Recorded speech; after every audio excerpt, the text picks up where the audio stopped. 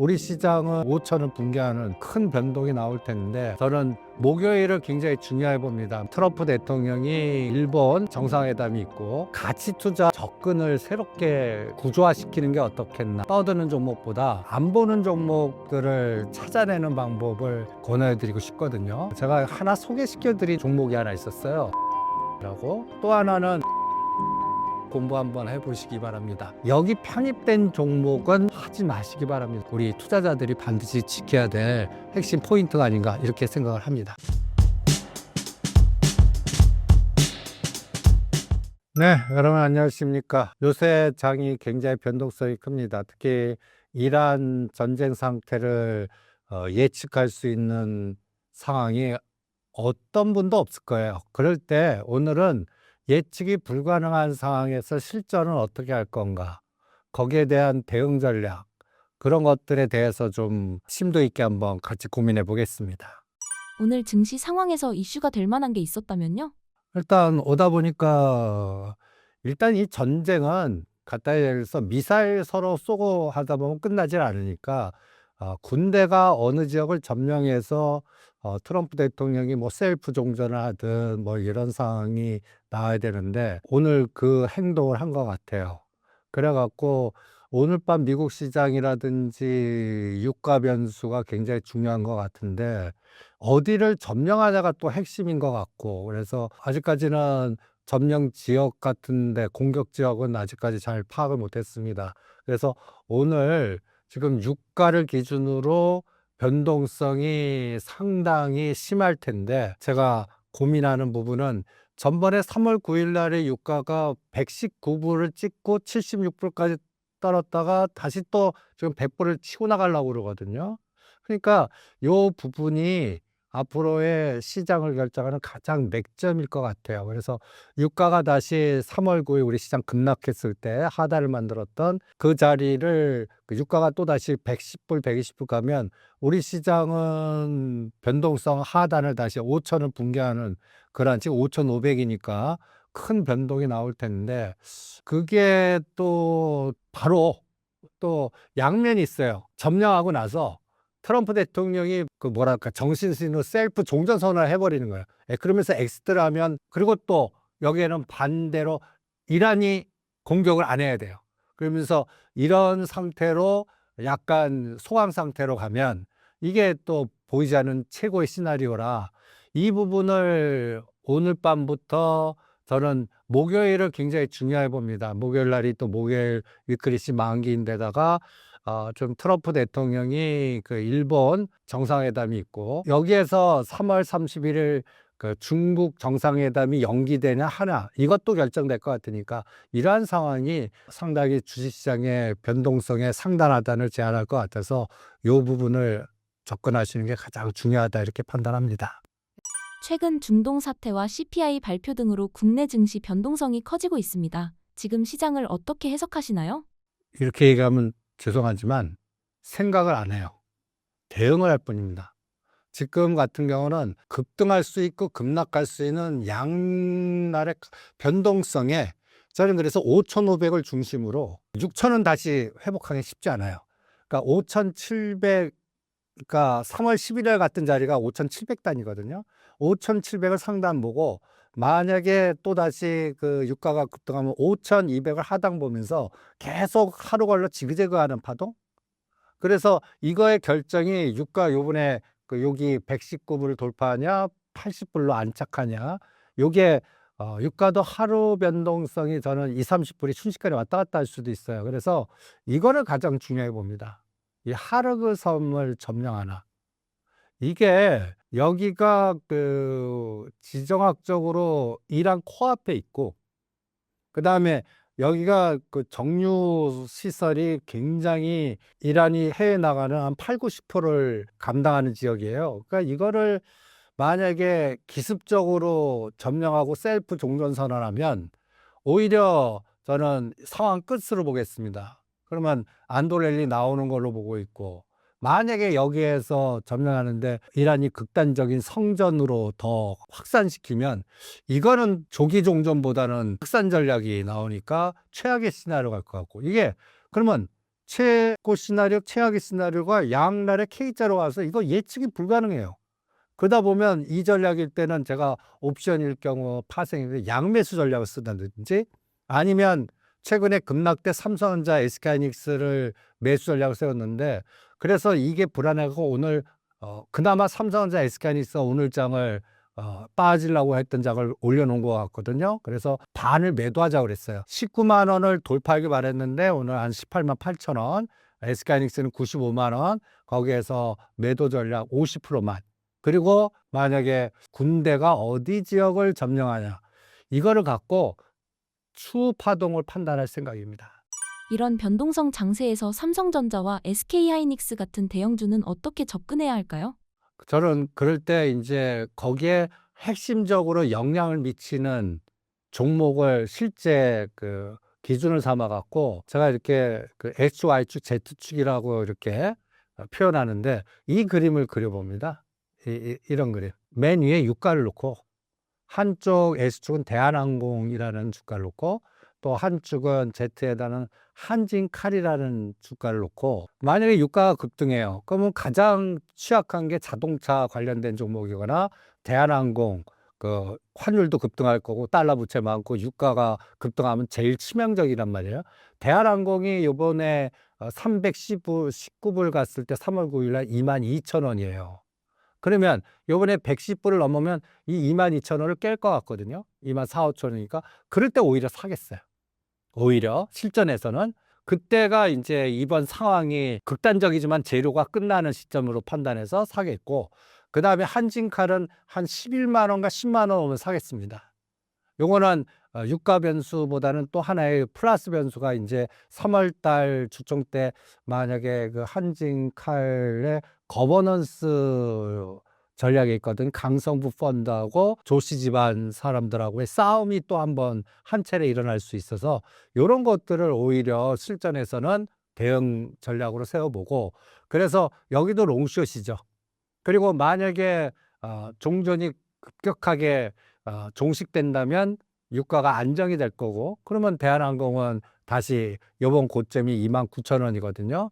거기 갈 때 한진칼은 한 16만 원, 17만 원 정도 갈 수 있고 요렇게 요런 종목을 갖고 실전에서 한번 대응 어느 가격까지 악재가 나와서 급락하면 사보고 그다음에 어느 가격 오면 오히려 호재 때 때려보고 하는 실전 전략으로 대한항공 한진칼 갖고 체크해 봅니다. 이거는 만약에 지금 오늘 급등하는 흥하해온이라든지 이런 것들은 반대로 갈 거예요.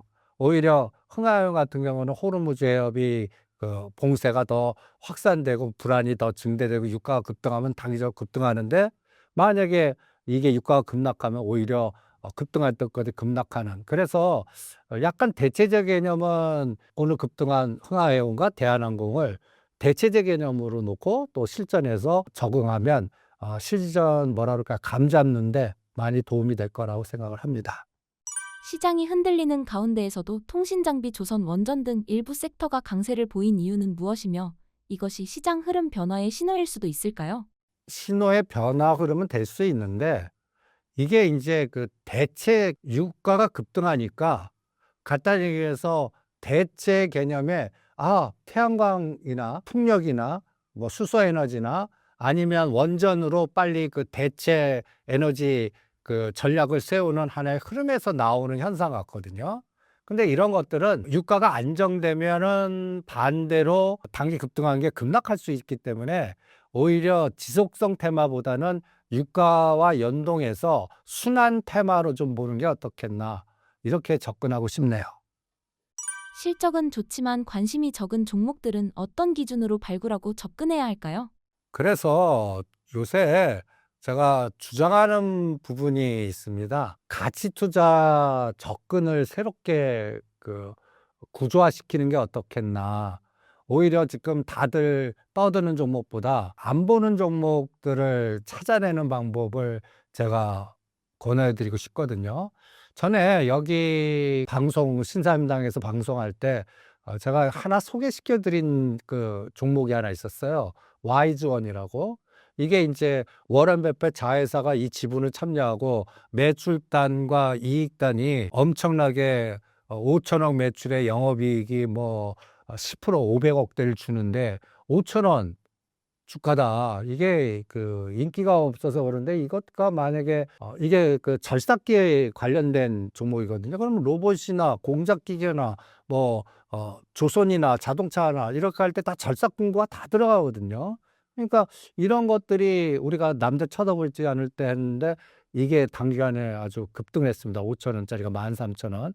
이게 인제 이제는 뭐 이게 뭐 텅스텐이 또 급등하고 이런 것들이 하나의 그 흐름을 어떤 직관을 주듯이 저는 이러한 비슷한 종목들을 요번에 대림바스 한번 공부를 한번 해 보시죠. 대림바스라는 건 옛날 대림요업입니다. 대림요업이면 앞으로 저는 현 정부에서 주택 부분의 아파트라든지 여의도 재건축이라든지 용산 공사장이라든지 이런 거 할 때 재건축 때 요업 부분이 또 매출이 굉장히 급증할 것 같거든요. 그러니까 이런 것들이 지금 시장에 인기 없는데 대림바스.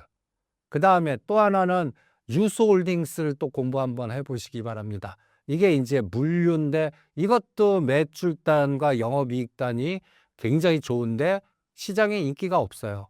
그리고 또 다산 네트워크스라고 하는 종목이 있습니다.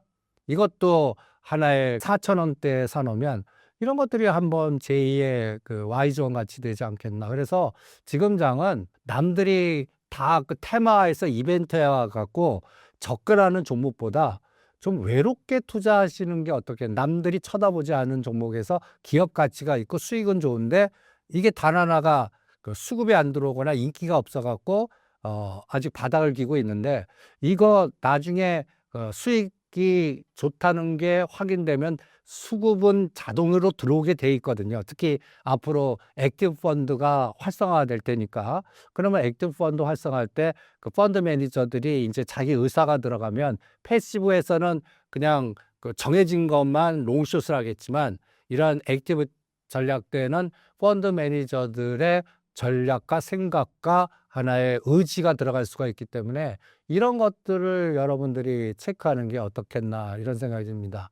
그리고 우려하는 거는 최근에 코덱스 코스타 액티브 펀드가 2개가 신규 들어왔잖아요. 여기 편입된 종목은 하지 마시기 바랍니다라고 말씀드려요. 이게 또 이해가 안 되실 거예요. 그런데 이것도 권력이거든요. 액티브 펀드가 처음 설립됐을 때 제가 여기 빨간 박스를 하나 그려왔는데 코 액티브에는 파도하고 레인보우 로보틱스가 있고요. 타임 코스타 액티브에도 레인 로보틱스와 파도가 있습니다. 그런데 이 기업을 보시면 이 레인보우 로보틱스는 지금 검찰 미공개 정보 의혹으로 지금 수사를 받고 있는 기업이거든요. 그러니까 이게 상장 전에 이게 인제 또 뭔가 머니 게임의 미공개 정보로 그 차익을 실현한 에너지가 있는 것 같고요. 옆에는 옛날 파도는 그 SK와 연결된 그 여러 가지의 그 내부 정보 그다음에 오징어 세력들의 에너지에서 심지어는 거래 정지까지 당한 기업이에요. 그런데 이게 인제 실적단을 보면 매출이 100억 단에 영업이익이 400억, 900억 적자 기업이거든요. 그런데 이런 게 편입됐어요. 이거를 설정한 어떠한 권력이라고 생각합니다. 그래서 이런 권력에 의해서 설정된 기업들은 저는 이게 설정될 때 오히려 파킹 매매가 나온 거 아닌가. 미리 확보해 놓은 거를 여기다 넘긴 거일 수도 있기 때문에 이런 실적단이 안 들어가는 종목들은 오히려 피하시거나 매매하지 않는 게 이 3월에서 5월 달에는 우리 투자자들이 반드시 지켜야 될 핵심 포인트가 아닌가 이렇게 생각을 합니다. 앞으로 증시 방향을 판단하기 위해 투자자들이 육아, CPI 발표, FOMC 일정, 선물 옵션 만기 등 어떤 핵심 변수들을 체크해야 할까요? 지금은 모든 관심은 유가에 올인했기 때문에 이 유가 변수를 가장 핵심은 유가에 영향을 미칠 수 있는 전 세계적인 물동량, 그다음에 전쟁의 양상, 그다음에 인제 요번 2월 요번 발표된 CPI가 2.5 발표됐는데 이게 유가가 반영되지 않은 상태의 데이터거든요. 그러면 3월 달은 인제 유가 변수가 반영되면서 이러한 이 노이즈가 만약에 CPI가 반영되거나 이럴 때는 이게 생각보다 또 인플레이션 부분에서의 굉장히 변수가 급등할 수 있거든요. 이건 또 영향을 받을 수가 있기 때문에 앞으로는 유가가 영향을 치고 이게 인플레이션과 연동해서 작동되는 그 지표는 시장에 굉장히 큰 영향을 줄 것 같아요. 그래 갖고 저는 2월 CPI보다는 3월 CPI, 그리고 이것 때문에 인제 금리는 인하하기가 점점 힘들어질 것 같고, 그러니까 앞으로 물가 변수에 영향을 주는 하나의 거시 그 변수가 시장의 변동성을 유도할 건데, 이게 인제 간단히 해서 이란 전쟁의 방향성에 의해서 결정이 될 거고, 그다음에 또 만약에 이게 유가가 너무 급하면 또 트럼프 대통령은 러시아산, 요새 그런 움직임 있지 않습니까? 전략 비축률을 좀 푼다든지. 근데 그거 갖고는 안 될 것 같고, 러시아산이라든지 이런 것들을 풀어줄 때 유가의 그 진폭 갖고 전체적인 시장의 그 롱숏을, 이건 패시브 시장이 영향을 줄 것 같거든요. 그래서 앞으로 300에서 500 변동성은 계속 각오해야 될 것 같아요, 5월 달까지. 그래서 투자 전략을 수립하실 때 이게 액티브에 영향을 줄 수 있는 종목인지, 패시브의 롱숏에 영향을 받는 종목인지, 이런 것들을 체크하셔 갖고 급락해서 하단이라고 제가 표현하는데, 뭐 52주 최저가라든지 아니면 의미 있는 저점 있지 않습니까?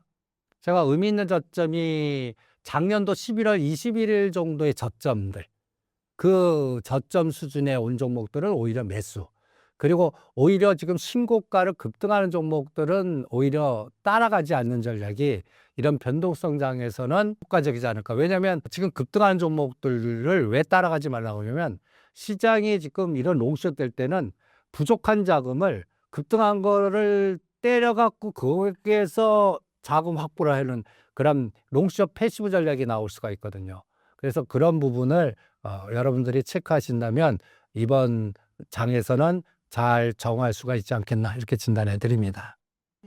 최근 유가 상승과 외국인 수급 변화가 이어지는 상황에서 삼성전자와 SK하이닉스 반도체 대형주의 투자 비중 줄여야 할까요?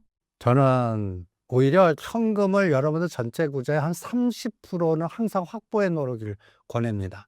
그래 갖고 그거를 삼성전자, SK하이닉스가 급락할 때 매수하는 전략? 제가 삼성전자는 17만 원만 오면 배팅하자고 그러고 있고, SK하이닉스는 80만 원 초반만 오면 매수하 전략 세워드렸어요. 요번에도 3월 9일 날이 그게 와갖고, 지금 삼성전자는 19만 5천 원에서 20만 원, SK하이닉스는 95만 원, 100만 원만 때리는 박스 트레이딩이라고 그럴까요? 이게 이제 제가 현금을 그러면 급락 파동이 언제 나올지 모르니까 30% 항상 들고 있어갖고 삼성전자, SK하이닉스만 단타 트레이딩을 하자. 이거를 언제까지 생각하고 있냐면, 지금 이란 변수가 진정되거나, 아니면 이 그림을 보면은 이제 제가 의미 있는 저점을 작년도 11월, 12월 잡고 있는데, 이때가 여러분들 주가 지수로 보면 작년도 11월 달이 3,800, 4,000입니다. 그리고 2월 6일이 4,900, 5,000이에요. 그러면 요번에 이제 3월 4일 서킷 브레이크나 이렇게 급락할 때 공격했던 자리가 1,000 금방만 오면 지지래요. 그러니까 우리 정부가 이제 5,000은 지지해 줄 의지는 분명히 일 것 같아요. 이게 선물로는 750이거든요. 그러니까 요거를 하단을 잡고 삼성전자, SK하이닉스는 750과 선물이 770, 5,000 금방만 오면 4번은, 그게 기준으로는 삼성전자 17만 원, SK하이닉스는 80만 초반. 요렇게 그거를 트레이딩하는 거를 서너 번이 계속 나올 수도 있어요, 5월 달까지. 그러면 5월 달은 제가 왜 기한을 잡냐면, 그때쯤 되면 이제 파월 의장이 물러나고 케빈 워시가 청문회 끝난 다음에 이제 트럼프 대통령이 임명한 연준의 흐름이 나올 것 같고, 그다음에 그때쯤 되면 우리나라 MSCI의 선진국 지수에 관찰 대상이 들어가냐 안 되려나가 최종 어느 정도 확인이 될 거라고 보거든요. 그러면 그때쯤은 이제 그 자금의 그 뮤추얼 펀드라든지 큰 자금들이 들어올 수 있습니다. 그러니까 아시아 쪽에 그 이머징 마켓의 펀드 자금이 뮤추얼 펀드의 그 선진국 지수 놓으면 이거는 삼성전자가 그때는 한 30만 원 갈 수 있고 SK하이닉스는 120만 원 갈 수 있는 진짜 수급이 들어오는 거거든요. 그때까지는 30% 갖고 삼성전자, SK하이닉스 갖고 그냥 단타 트레이딩 하는 게 가장 효과적인 전략인데 그거는 맞출 수가 없거든요. 그러니까 30%를 항상 들고 있어야 그 타이밍 왔을 때 매수 전략을 세울 수가 있습니다. 이게 패시브 롱숏 때문에 나오는 현상이니까 이런 것들을 잘 이용을 해 보시고요. 그다음에 이제 소부장 종목이나 그런 종목들은 종목 찾기가 만만치 않아요. 지금 솔직히. 지금 뭐 소부장 종목들 뭐 예를 들어서 이 온디바이스 AI라고 좀 정리한 것들이 있는데 여기에 이제 제주 반도체라든지 AD 테크놀로지라든지 뭐 HFP 위치가 다 매도 위치지. 저는 일본보다는 월봉을 보거든요. 월봉을 한번 보세요. 이게 제주 반도체입니다. 2025년 11월 기준으로 10,000원짜리가 50,000원까지 갔거든요. 그 다음에 한미 반도체 이것도 작년도에 10만 원 단에서 충분히 살 수 있었던 종목인데 얘가 지금 30만 원이 넘었어요. 30만 원대에 이걸 하겠냐? 그 다음에 DB하이텍도 10만 원대에서 왜 4, 5만 원대 하지 않고 이런 전략이 나오고 그래서 여기에서는 퀄리타스 반도체하고 어버 반도체 정도 그러니까 이제 그 온디바이스 AI라든지 CXL이라든지 파운더리라든지 이런 종목들 보시면 월봉 기준으로 작년 11월 기준으로 거의 300% 이상 올라간 건 절대 하지 않으시는 게 좋고 아직도 바닥에서 뭔가 응집력을 보여주고 있는 소부장은 권해드리고 싶어요. 그래서 종목 찾기가 만만치 않아요. 그래서 지금 그나마 찾을 수 있는 게 퀄리타스 반도체, 어버 반도체, 그 다음에 칩셋 미디어가 15,000원대. 이렇게 세 가지 종목만 권해드리고 싶고 나머지 소부장 종목들은 오히려 매도를 권해드리고 싶어요. 그래서 여기도 할 것과 안 할 것을 구분하시는 게 중요하다 이렇게 생각을 합니다. 로봇주나 소부장주나 다 스페이스 X 관련된 테마주나 다 비슷합니다. 그러니까 작년 11월부터 이 시장의 스토리텔링으로 급등한 종목들은 특히 3월에서 5월 달에는 이 실적과 주가의 위치를 비교하는 뭔가 기준, 그러니까 시장의 시험대가 나올 것 같아요. 이런 것들을 확인하고 하시는 게 그래서 지금 가장 중요한 거는 122격 기준으로 이격률이 너무 높은 거 100% 이상 된 건 하지 않는 게 제가 그래서 이 그림을 하나 참고해 보시기 바랍니다. 이 그림 이 사망각도라고 표현을 하는데 120일 그러니까 지금 제가 패턴 A로 겨울에 그 120 밑에서 5일선, 11선, 21선 뭉쳐 있는 거를 하든지 아니면 패턴 B로 122선까지 옆V자로 급락해서 지지하는 종목을 하지 이미 그 이격이 100%가 넘고 시장을 주도한 것들은 특히 3월에서 5월 달은 안 하시는 게 다치지 않는 하나의 그 흐름이 아닌가 이렇게 생각을 합니다. 만약 삼성전자와 SK하이닉스가 단기 조정을 받는다면 어떤 지표나 신호를 보고 다시 비중을 늘릴 시점을 판단할 수 있을까요? 그게 가격대 기준이고 파생 기준으로 종합주가 지수로는 5천을 깨면요. 그러니까 그 5천 깼을 때 그게 이제 삼성전자 SK 시가상위를 공격할 거거든요. 파생 그 숏 전략에서 그럴 때 삼성전자가 한 17만 원, SK하이닉스는 80만 초반. 여기만 오면 굉장히 매력적인 단가가 아닌가. 여기는 뭐 전쟁하고 상관없이 실적단은 계속 좋을 것 같거든요. 그런데 최근에 그 이란 변수 때문에 변동성 전략에 만약에 한국에 숏 걸린다고 그러면 뭐 EWI를 때릴 때 1, 2등 때릴 때 삼성전자 SK하이닉스를 때려버리는 거거든요. 그러니까 그런 기준으로 접근하시는 게 좋을 것 같습니다. 그래서 종합주가 지수는 5천 아래, 그 다음에 선물로는 750에서 780 정도 수준? 요 수준만 오면 삼성전자가 그때 그 가격이 위치가 약간 차이가 날 수 있는데 이번에는 잠깐 16만 원대도 구경하고 갔거든요. 그러니까 뭐 17만 원이면 겁내질 필요가 없을 것 같고 SK하이닉스는 뭐 75만 원과 85만 원 사이면은 바겐세일 아닌가 이런 생각이 듭니다. 그러니까 그 가격대만 오면 현금 확보해 놓은 거를 집중 매수하는 전략으로 권해드리고 싶습니다. 미국 반도체 업황과 필라델피아 반도체 지수 흐름이 이어지고 있는데 삼성전자와 SK하이닉스 같은 국내 반도체 대형주에는 어떤 영향을 줄 수 있을까요? 필라델피아 반도체 지수가 빠지면 그거를 바로메타로 삼성전자, SK하이닉스의 그 해지를 거는 블랙록이나 그다음에 아시아 해지들이 매도를 하거든요. 그래서 제가 삼성전자, SK하이닉스를 매매할 때 박스 전략을 권해드리거든요. 그럴 때 삼성전자 요거 한번 보시죠. 20만 원을 중앙값으로 넣는 거예요. 그리고 요번에 1월 20일 날을 그 14만 원이 저점이에요. 그러면 요 진폭만큼 위로 올려요. 그럼 26만 원 나오죠. 그러면 거기에 75% 능선이 23만 원, 25% 능선이 16만 9천 원. 그래서 25% 능선과 그 아래에서는 무조건 매수.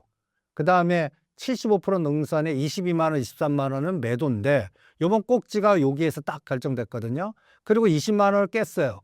그러면 이제는 20만 원이 저항이 아니라 지지가 되는 타이밍이 3월이 될지 4월이 될지 5월이 될지는 이란 전쟁이나 인플레이션, 그다음에 미국의 그 기술주가 바닥을 쳐야 돼요. 아직까지 우리 시장보다 미국 시장은 모양이 더 나빠요. 그러니까 요게 확인돼야 될 것 같고요. 요거를 SK하이닉스라면 100만 원과 85만 원 사이에서 100만 원이 저항이 아니라 지지가 될 때까지 요 박스 이론을 이용하시는 게 실전에서는 굉장히 도움이 되실 겁니다. 그리고 이게 유가가 다시 100불을 치고 나가는 게 아니라 70불, 80불로 안착이 돼야 돼요. 이게 우선순위가 돼야 돼요. 이게 나스닥의 바닥을 확인해 줄 거고, 이게 또 전체장을 다시 끌고 갈 수 있는 원동력이 될 수 있을 것 같아요.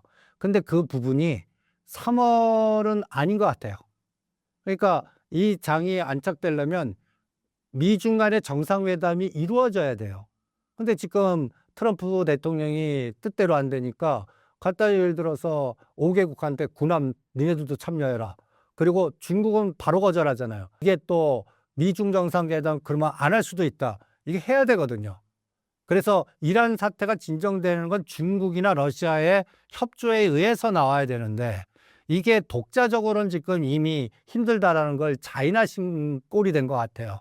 그래서 이번 3월 31일이 굉장히 미중 간의 정상회담이 확인이 돼야 돼요. 근데 이거에 미리 감을 잡는 게 이번 19일 목요일 날 일본 총리하고 만나는 그 과정에서 일본이 진짜 참여하게 되면 우리는 어쩔 수 없이 끌려당할 것 같아요.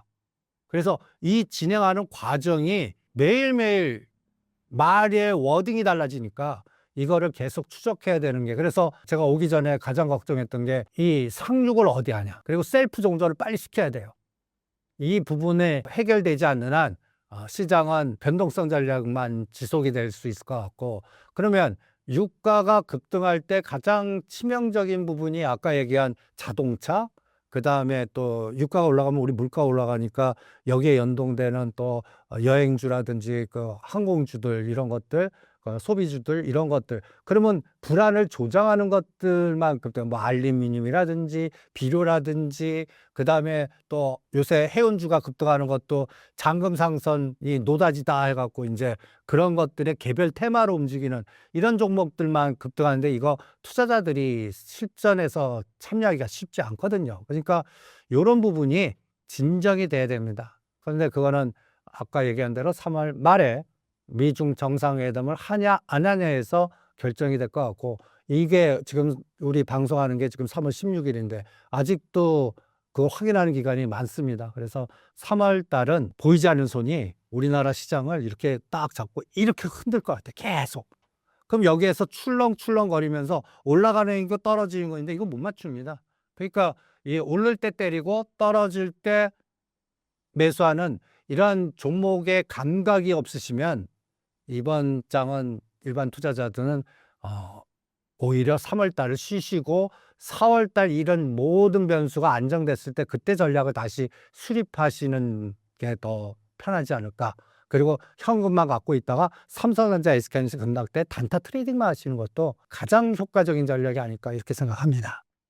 반도체 대형주 비중을 줄인다면 현재 시장에서는 어떤 산업이나 섹터가 대안이 될 수 있을까요?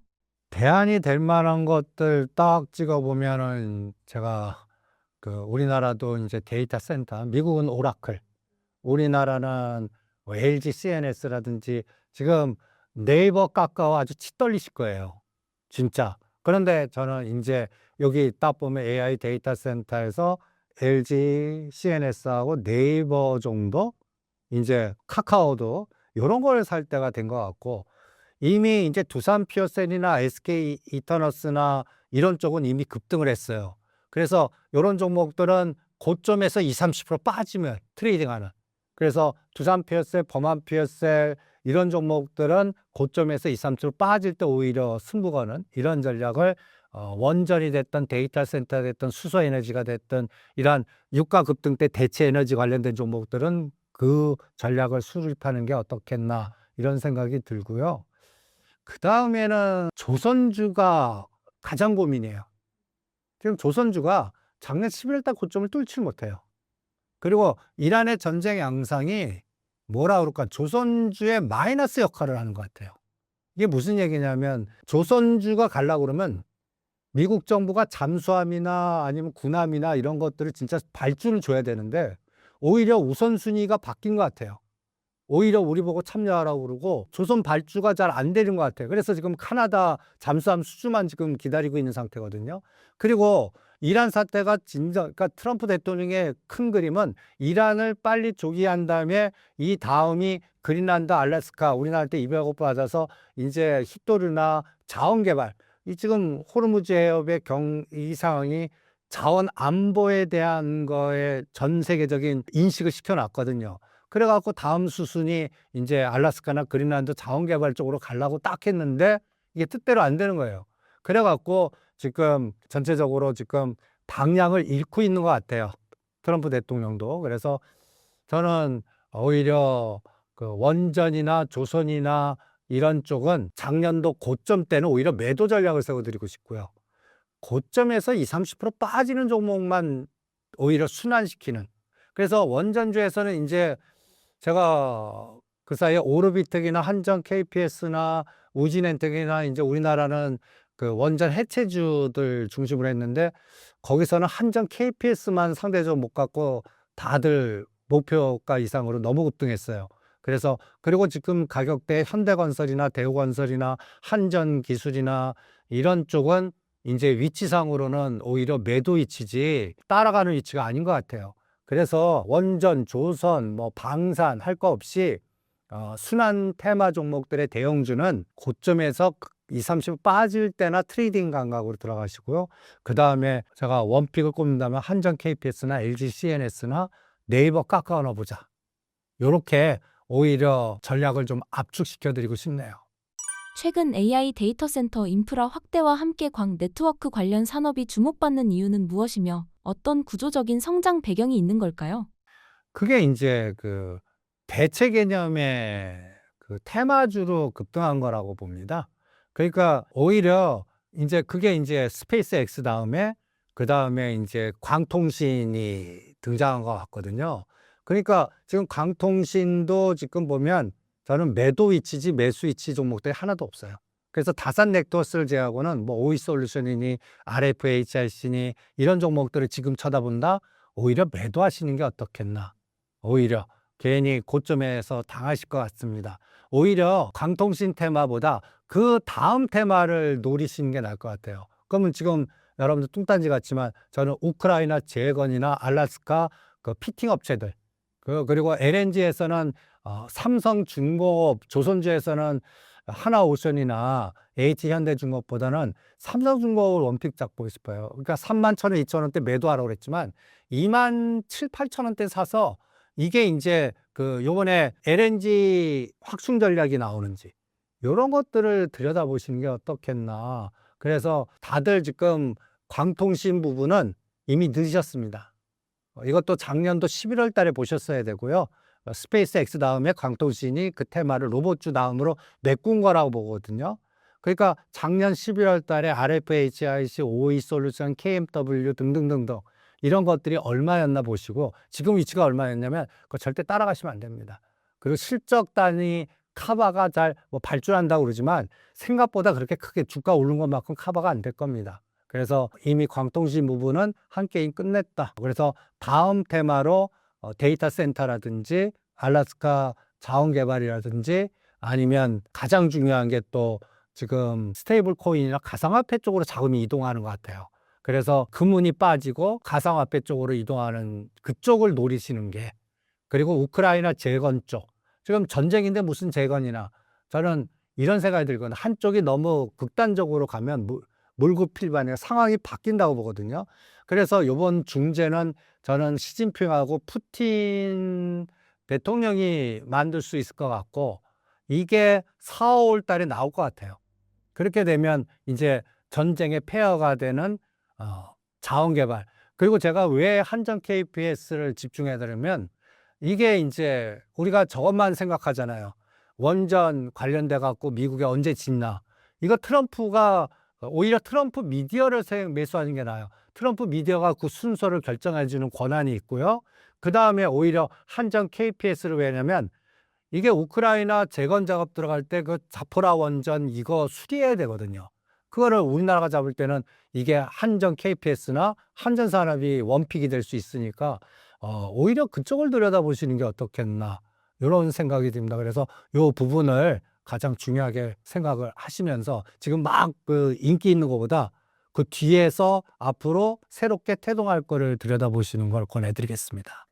삼성전자 24만 원 얘기가 계속 나오고 있습니다. 지금 상황에서 주가 상방 어디까지 보고 계신가요? 그게 아까 얘기한 5월 달 이후로 봐요. 3, 4월 달은 여전히 그 이란 변수라든지 글로벌 그 리스크 때문에 롱숏의 변동성이 지속될 것 같거든요.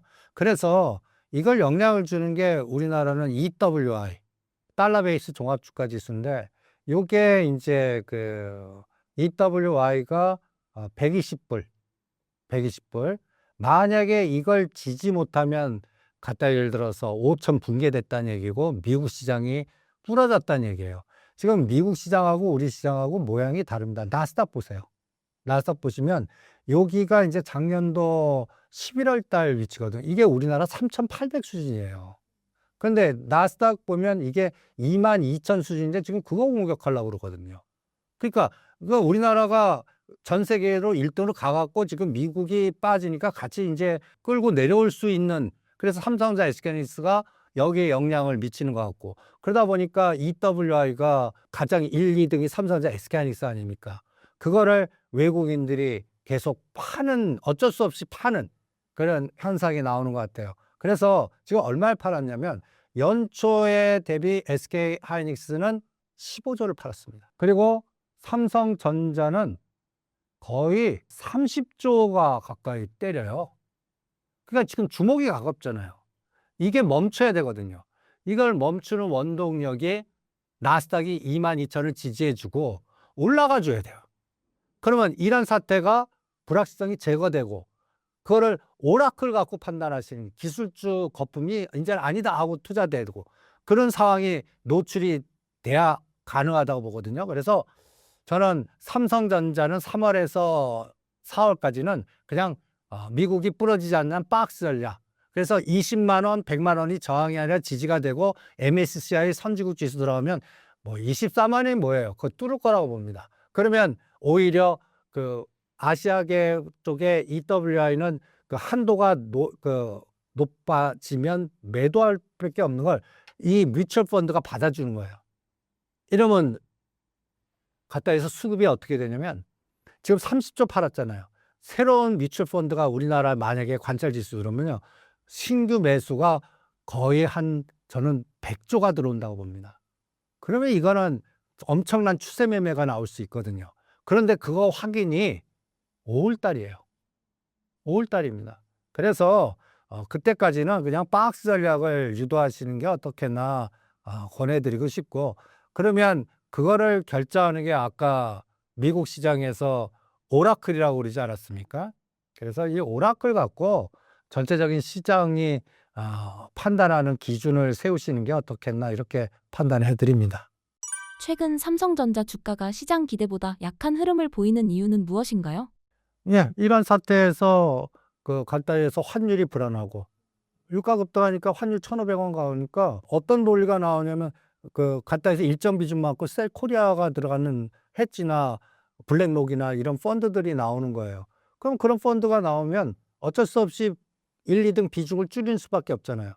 그게 아까 얘기한 연초 대비 SK하이닉스 15조 팔고 삼성전자는 30조 가까이 파는 그 현상이 실제 시장에서 나온 꼴이 된 겁니다. 이게 멈춰야 돼요. 그 멈추는 게 간단히 해서 우리가 결정할 사항이 아니에요. 미국이 돌아줘야죠. 그래서 하나의 아이디어가 좀 뚱딴지 같지만 이 종목 갖고 여러분들이 판단해 보세요. 오라클도 이거 비슷하게 해야 돼. 지금 옆에 보시면 고점 찍고 거의 반토막 이상 됐어요. 그러면서 121선이 내려와요. 21선이 이제 뭉쳤어요. 이게 5월 달과 11월 중간선거를 딱 넣었어요. 오라클도 5월과 11월 중간선거 놓고 이 주가가 빨간 선 같이 121선이 내려올 때까지 지그재그 하다가 이걸 뚫고 가는, 그래서 역배열이 정배열돼야 돼요. 그러니까 121선을 20일이 뚫어주는 에너지가 나와야 돼요. 이게 타이밍 잡는데 하나의 기준이 되지 않을까. 그러면 왜 트럼프 미디어 갖고 보고 오라클 갖고 보냐.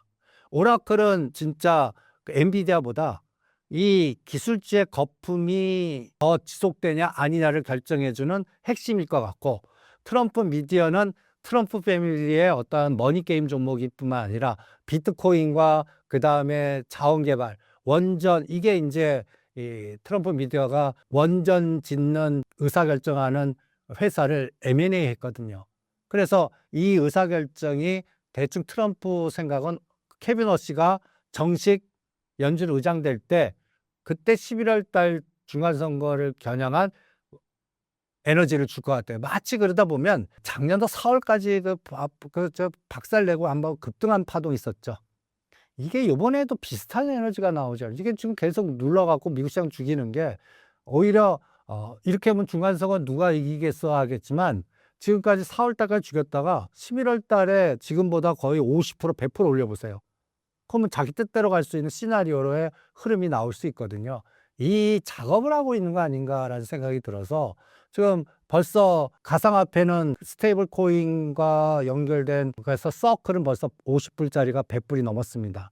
그러면 이제는 스트레이티지나 비트마인이나 이런 것들이 에너지를 주듯이 저는 트럼프 미디어하고 오라클 갖고 그 삼성전자 SK하이닉스가 박스에다가 추세로 언제 바뀌나, 요거를 이 트럼프 미디어하고 오라클 갖고 잡습니다. 그래서 3, 4월 달은 어쩔 수 없이 우리는 이 지정학적 리스크라든지 이런 데 연동돼서 아시아계 그 헤지펀드의 롱숏 전략에 당할 수밖에 없어요. 그래서 이거를 메꿀 수 있는 거는 반드시 관찰 대상에 들어가야 됩니다. 이게 5월 달 결정될 것 같으니까. 그리고 저는 현 정부가 추진하는 어떠한 그 적극성이 가능하다고 보거든요. 그래서 3, 4월 달은 고통스럽지만 5월 달만 견디면 뭔가 새로운 파동이 나오지 않을까, 이렇게 진단해 드리겠습니다. HBM과 AI 반도체 경쟁에서 삼성전자의 현재 기술력과 시장 경쟁력은 어느 정도 수준인가요? 기술력 차원을 접근하기보다는 저는 D램 가격의 변동성을 접근하는 게 더 중요할 것 같아요. 그래서 지금 TSMC라든지 우리 삼성전자를 보면 이게 같이 조정을 하고 있거든요. 그런데 이제 여기서 시각은 저는 지금 엔비디아가 중심이 돼서 작년도 11월 달에 깐부 협상하면서 막 난리 썼지만 그때가 간단히 해서 엔비디아 고점입니다. 그리고 지금 엔비디아가 박스에 지금 뭐 여러 가지 호재는 얘기 떠들어도 170불과 195불에 갇혔어요. 그럼 삼성전자가 엔비디아나 이거보다 낫다는 얘기거든요.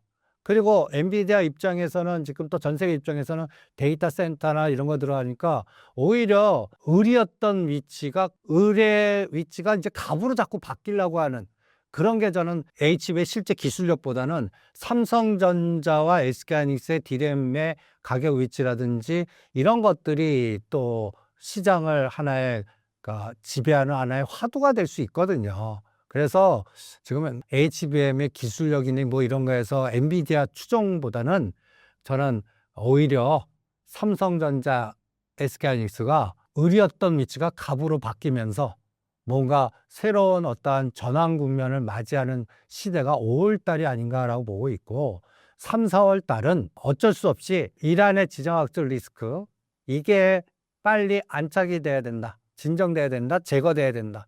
이 변수만 먼저 그러면 그렇게 되면 이 아시아 헤지나 블랙록에서 그 삼성전자 예측안에서 갖고 흔드는 농업 변동성 패시브 전략은 멈출 수 있거든요.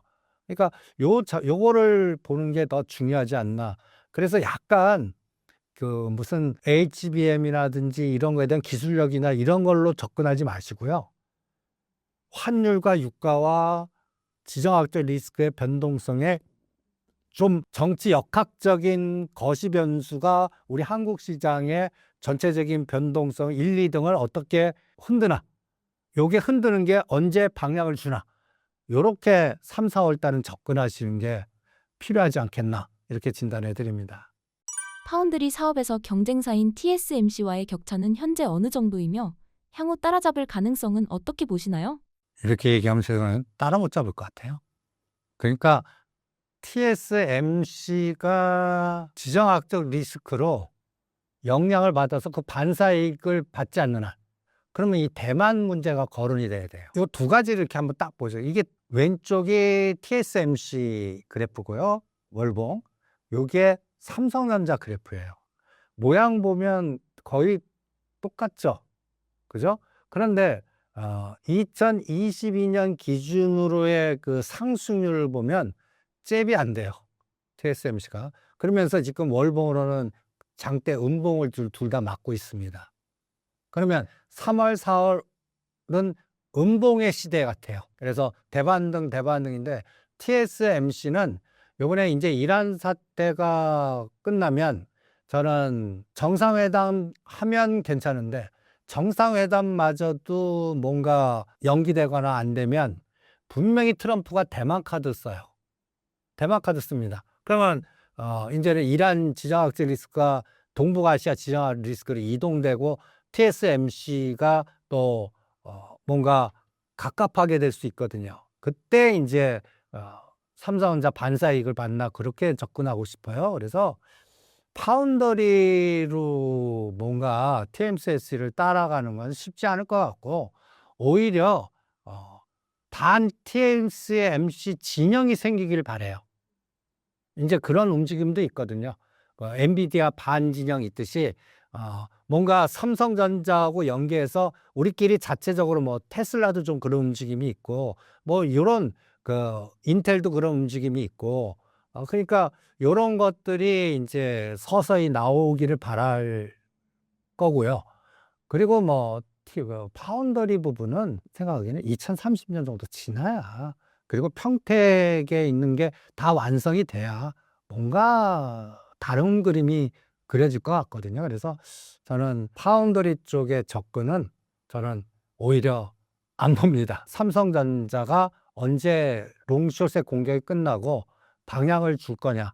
그리고 디램 가격의 위치라든지 뭔가 이런 MSCI의 관찰 지수에 들어가는 타이밍 이런 거를 더 적극적으로 더 보고 있습니다. 네. 최근 외국인 수급이 삼성전자 주가에 미치는 영향은 어느 정도이며 향후 투자 흐름은 어떻게 전망되나요? 그래서 지금 연초 대비 지금 30조를 팔았어요. 생각보다 한 25조에서 멈출 줄 알았는데 아직도 더 파는 거는 간단히 예를 들어서 EWI 롱숏 전략이 지금 더 지배하고 있다는 얘기입니다. 그럼 이게 멈춰야 될 거 아니에요. 그러면 이게 이제 EW E자 들어가는 거 운영하는 게 블랙록이에요. 그럼 블랙록인데 이 블랙록의 문제가 또 사모펀드에 걸려 있어요. 그래서 그거를 자기네들 참여되는 주주들이 돈을 메꿨어요, 지네들 스스로. 그래서 이 부분이 오히려 블랙록의 아시아의 롱숏 전략을 더 가속화시키는 것 같아요. 이게 멈춰야 되거든요. 그래서 30조에서 더 40조, 50조까지 매도하지는 않을 것 같아요. 그래서 이제 3월 말이면 어느 정도 마무리되지 않을까. 그래서 그 신호탄을 아까 5월달 캐비너스가 언제 들어오냐 요 타임 보고 이란 변수가 빨리 제거돼서 유가가 안정돼야 된다. 그래야 환율이 1,500원을 뚫지 않고 내려올 수 있거든요. 이거를 먼저 급하게 보고 있고요. 그 다음에 이제 삼성전자는 그래서 17만 원 20만 원 박스에서 왔다 갔다 하다가 20만 원 추세 전환은 반드시 된다. 그걸 5월 달 이후로 보고 있습니다. 그래서 일단 TSMC 보유하신 분들은 오히려 삼성전자 갖고 계시는 게 나아요. SK하이닉스나. 그래서 요런 전략하고 블랙록의 그 사모펀드 리스크가 진정이 돼야 되는 거는 유가 변수만 안정되면 진정돼요. 지금 이게 사모펀드 문제를 또 확대 해석하시는 분들도 계세요. 그런데 이게 이제 사모대출이라는 게 돈을 빌려줬는데 아직까지는 간단히해서 시한이 안 됐어요. 근데 미리 달라고 그러지만 미리 빼 못 주거든요. 그러니까 체제 리스크만 안 나오면 돼요.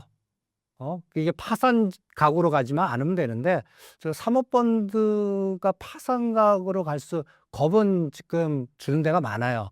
영국 쪽이란 지금 은행주가 빠지고 있고. 그래서 요게 하나의 아이디어가 은행주라든지 간단히 해서 사모펀드 연결고리에 그 리스크 있는 종목들, 미국 은행주, 영국계 주식들, 이런 것들은 안 하시는 게 나아요, 금융주들은. 그리고 아이디어가 오히려 삼성전자가 오히려 하단 돌았을 때 오히려 사는 게 오히려 더 효과적인 그 사모펀드 리스크를 제거할 수 있는 변수고, 요게 3, 4월 달만 지나면 유가만 안정되면 사모펀드 에너지는, 그럼 삼성전자, SK의 시스템 매도는 멈추지 않을까. 그렇기 때문에 요 부분을 더 들여다보시는 게 어떻겠나 이런 생각이 듭니다. 2차 전지 섹터가 다시금 반등을 보여주고 있는데요. 올해 전망 어떻게 보시나요? 저는 2차 전지 갖고 계신 분들이 뭐 LG 에너지 솔루션이라든지 에코프로 BM, 이게 지금 시도를 하려다가 또 지금 좌절된 모양이에요. 지금 특히 LG 그룹 갖고 계신 분들, LG 엔솔이라든지 LG 화학이라든지 LG 생활건강이라든지 이런 거 갖고 계신 분들은 아주 그냥 치가 떨리시는 게 금년이 아닌가라고 생각이 됩니다. 이게 이제 LG 에너지 솔루션의 월봉인데, 제가 44만 원, 45원에 무조건 매도하라고 그랬거든요. 그리고 35만 원에서 37만 원을 매수하고 싶어요. 그런데 최근에 이제 3월 달이 이제 그 주총 시즌이고 감사보고서 시즌이고, 그러면서 이제 4월 달 되면 1, 4분기 실적이 나오잖아요. 2차 전지들이 다 쥐약들이에요. 실적들이 다 끔찍해요. 그러면 이게 이제 에코프로 BM도 올라가려다 지금 월봉으로 2개월 동안 지금 조정 중에 있거든요. 그 다음에 그나마 제일 강했던 게 에코프로예요. 에코프로. 그리고 최근에 이제 2차 전지 중에 그 이 캐즘으로 지금 테슬라도 지금 스페이스 X 관련된 주가는 하지만 테슬라도 지금 바닥을 기고 있거든요. 실제 본업인 2차 전지가, 전기차가 마이너스니까요. 그러다 보면 그리고 또 하나 지금 최근에 한국경제에서 보도 읽으신 분도 계시지만, 매간 그 코스닥 쪽에서 이 캐즘 부분에 실적이 나쁘니까 우회 수출이라든지 불법 수출했는데 이게 관세청에 조사가 들어가서 조사를 받고 있는 기업들이 명단이 뭐 10개 된다고 막 그래요. 그러면 뭐 또 이런 것들이 노이즈가 생겨갖고 2차 전지도 가뜩이 나쁜데 주가 급락하는 원인이 될 수 있거든요. 그런데 이걸 뒤집어 놓고 보면 여기도 이제 끝이 보여요. 그러니까 요번에 감사 보고서에서 살아남고, 그다음에 4월 달 정도에 이제 1, 4분기 실적에서 적자가 심화됐거나 최악의 보도 나왔을 때 오히려 그때 한번 사고 싶어요, 2차 전지주들은.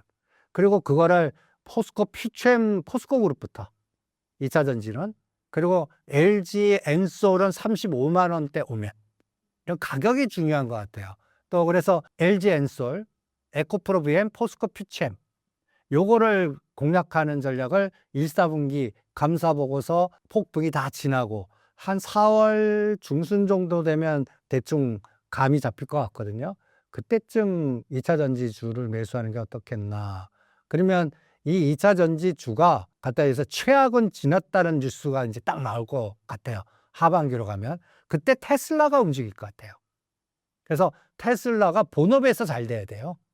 지금 뭐 스페이스 X 상장시키고 뭐 이렇게 해갖고 그동안 그 스페이스 X나 로봇주나 이런 것들을 급등시켰다면, 이게 또 광통신이나 이런 쪽을 급등시켰다면, 이제는 2차 전지주 바닥이 언제 들어오냐를 오히려 포스코 퓨처엠이나 엔솔 갖고 확인하시는데, 저는 한 달만 지나면 되지 않을까 이런 생각이 듭니다.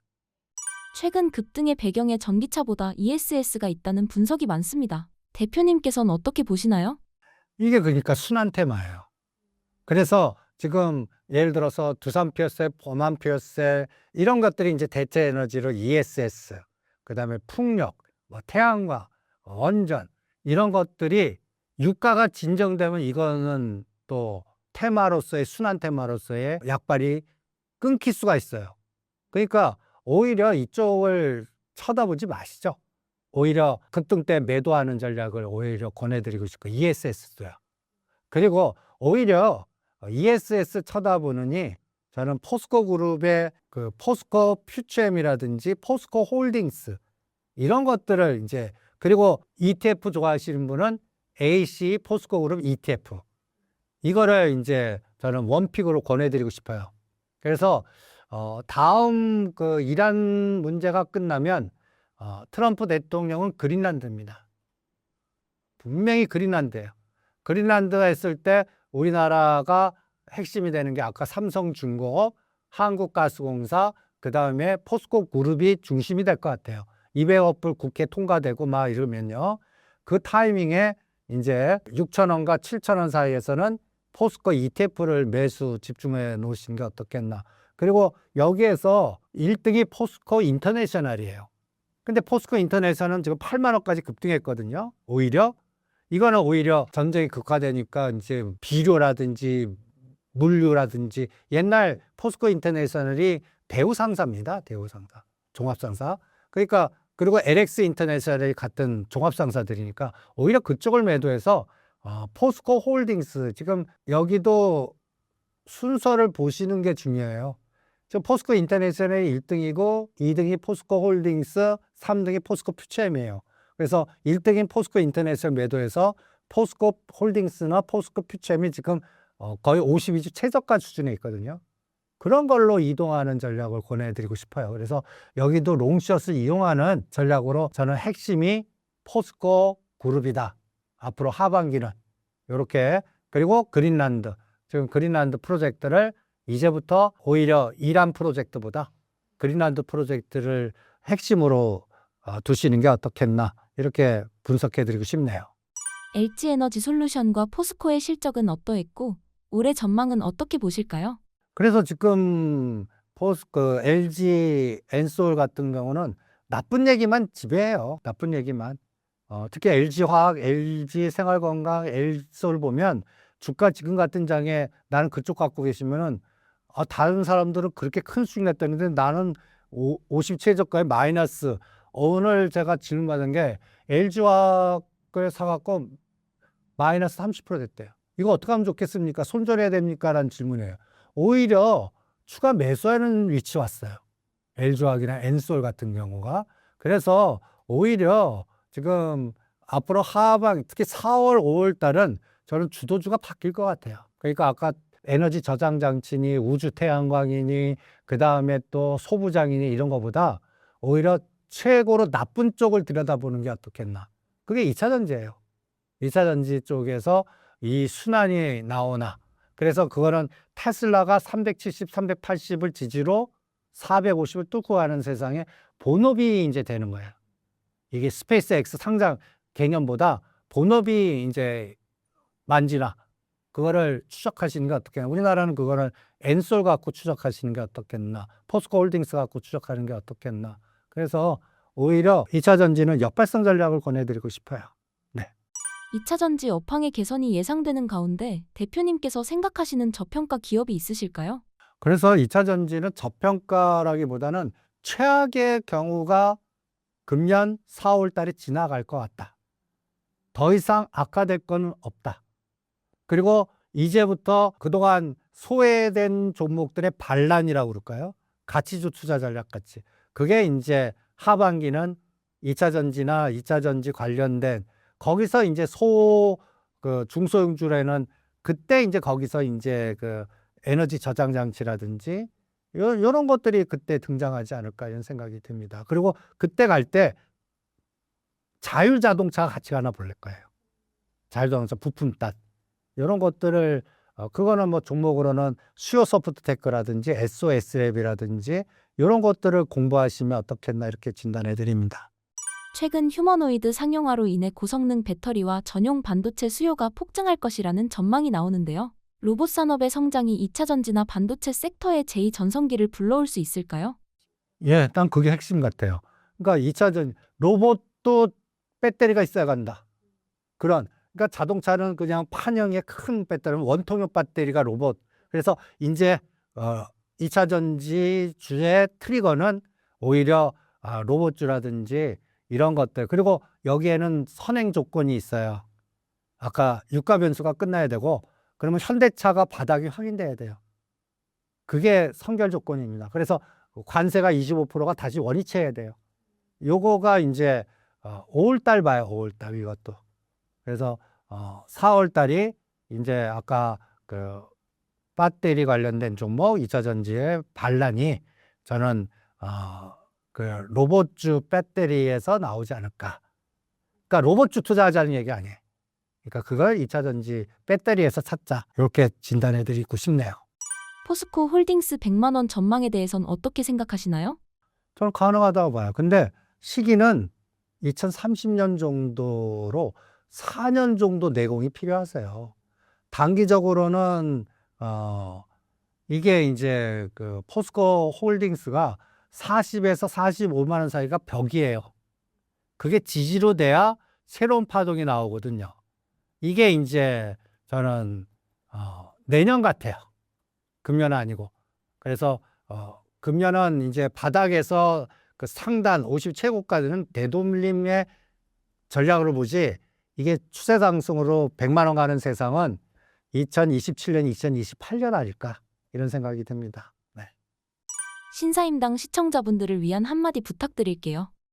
네, 3월 달은 여전히 그 롱숏에 우리 아시아 쪽은 이 블랙록의 이 ETF의 롱숏 전략, 우리 또 페이스북 롱숏 전략이 여러분들을 아주 골치 아프게 만들 겁니다. 그런데 서서히 액티브의 권력이 점점 이동돼서 이게 이제 종목장을 만드는 하나의 전환점이 될 거고, 그게 5월부터 시작되지 않을까라고 생각이 듭니다. 좀 힘 좀 내시고요. 3월 달만 잘 견디시면 좋은 또 시기가 오지 않을까 이렇게 판단해 드리겠습니다.